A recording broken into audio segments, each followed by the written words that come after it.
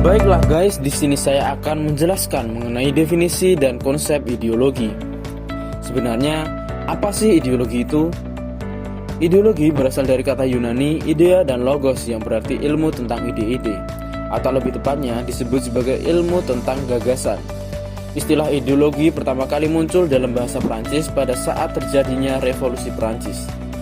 Istilah ideologi sendiri dicetuskan oleh filsuf Descartes de Tracy. Ideologi dalam pengertiannya bersifat positivistik yang tujuannya untuk menemukan kebenaran di luar otoritas agama. Ide-idenya ini terpengaruh oleh gagasan zaman pencerahan terutama Francis Bacon yang mencoba mensterilkan ilmu pengetahuan dari prasangka agama, kepentingan pribadi, dan kepercayaan mistik metafisik dengan mengukuhkan metode ilmiah sebagai satu-satunya epistemologi yang sahih. Menurut John Story, ada beberapa konsep ideologi.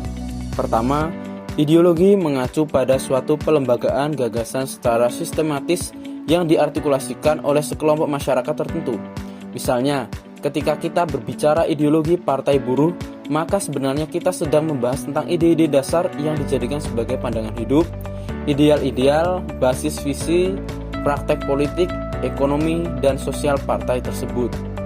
Kedua, ideologi sebagai usaha penopangan dan penyembunyian realitas tertentu. Di sini, ideologi berperan menjadi seperangkat alat untuk memanipulasi kesadaran massa. Artinya, ideologi digunakan sebagai alat untuk mengungkap bagaimana teks-teks dan praktek budaya tertentu digunakan untuk menghadirkan citra-citra tertentu yang telah diseleksi juga diredaksi, yang kemudian memproduksi apa yang disebut oleh Marx dan Engels dalam The German Ideology sebagai kesadaran palsu. Ketiga, ideologi bukan hanya sebagai pelembagaan tetapi sekaligus juga sebagai praktek material. Definisi dikemukakan oleh Louis Althusser dalam buku Ideologi dalam Ideological Apparatus. Baginya, ideologi sebenarnya bisa dijumpai dalam praktek kehidupan sehari-hari. Misalnya seperti acara ritual, upacara, dan adat tertentu memproduksi akibat yang mengikat, menunjukkan adanya kesenjangan status atau kekuasaan antara yang maha kuasa dan juga hamba. Keempat, ideologi yang difungsikan pada level tersirat ialah makna sekunder yang seringkali tidak disadari yang terdapat pada teks dan praktek kehidupan. Misalnya, sweeping atau pembersihan besar-besaran terhadap buku-buku yang dianggap radikal untuk membendung dan mengantisipasi terorisme. Hal serupa juga terjadi terhadap pembedelan buku yang dianggap kiri beberapa tahun yang lalu. Bagi Barthes, ini yang merupakan contoh klasik ideologi, yakni upaya untuk menjadikan apa yang pada faktanya partikular menjadi universal dan dilegitimasi kemudian menjadi natural dan diyakini kebanyakan orang. Baiklah, selanjutnya mengenai definisi agama. Agama berasal dari bahasa Sanskerta. A berarti tidak dan gama berarti kacau. Dengan begitu, agama mempunyai arti tidak kacau. Menurut John de Caputo, inti agama adalah cinta kasih, sehingga seseorang yang agamis adalah orang yang memiliki dan menebar cinta kasih itu baik untuk dirinya sendiri dan juga kepada orang lain.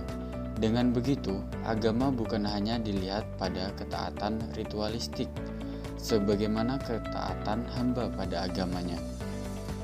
Namun, agama juga dilihat dari fungsinya yang membawa kedamaian, cinta kasih, dan tidak menimbulkan kekacauan. Gus Dur menjelaskan, agama berfungsi sebagai inspirasi dalam segala kehidupan, baik bernegara maupun berbangsa. Meskipun terdapat beberapa pemeluk agama yang menjadi radikalisme dan fanatisme yang berlebihan, namun hal itu disebabkan oleh individunya, bukan agamanya yang salah. Permasalahan tentang agama sepanjang sejarah manusia telah menjadi sangat kompleks. Agama yang seharusnya membawa kedamaian dan keteraturan hidup malah berbanding terbalik dengan itu. Agama menjadi penyebab adanya pertumpahan darah, perang saudara, perebutan politik, kekuasaan, dan sebagainya. Oleh itu, agama di era modernitas Jangan sampai kehilangan ruhnya dan tetap menjadi penebar cinta dan kasih serta membawa keteraturan dalam dunia ini. Selanjutnya, saya akan membahas mengenai relasi ideologi dan agama. Ideologi dan agama memberikan gambaran yang lengkap dan utuh terhadap sesuatu yang ideal yang hendak dicapai manusia demi kebahagiaannya. Di dalam ideologi dan agama, diatur mengenai bagaimana sih tata cara mencapai sesuatu yang ideal itu, tentang apa yang boleh dan tidak boleh dilakukan manusia agar terhindar dari sesuatu yang tidak diinginkannya. Agama dan ideologi sendiri memberikan kepuasan batin serta keteguhan yang melahirkan keyakinan bagi penganutnya. Agama dan ideologi ini diibaratkan bagai dua sisi mata uang yang saling berkaitan. Alasan kenapa ideologi sering disebut sebagai agama ialah karena ideologi bisa memberikan jalan menuju yang ideal bagi para penganutnya. Agama menyediakan gambaran yang ideal dalam mengatur kehidupan sosial, politik, maupun budaya. Bagaimana perbedaan antara ideologi dan agama itu sendiri? Tas agama dibangun dalam kerangka tatanan ilahi, tidak seperti ideologi yang berpusat dan berorientasi pada dunia saja. Agama menghadirkan visi misi masyarakat yang adil. Tidak lupa menekankan pada iman dan ibadah yang bertujuan untuk kebahagiaan batin serta pemurnian jiwa manusia. Agama bersumber pada wahyu sebagai pedoman kehidupan, sedangkan ideologi hidup dan bersumber dari akal semata. Bagaimanapun juga, keduanya hidup dan bisa menjadi basis dalam suatu tatanan sosial bernegara. Ada istilah yang disebut sebagai fundamentalisme keagamaan. Fundamentalisme keagamaan merupakan paham politik yang menjadikan agama sebagai ideologi berbangsa dan bernegara. Paham ini menjadikan agama sebagai basis ideologinya dan agama dipakai sebagai pusat pemerintahannya. Maka pemimpin tertinggi negara tersebut haruslah seorang petinggi agama. Dan dasar negara sendiri memakai ideologi agama. Nah, contoh penganut fundamentalisme keagamaan ada Vatikan di Roma, Arab Saudi, Tibet, India, Jepang, Cina, dan Israel.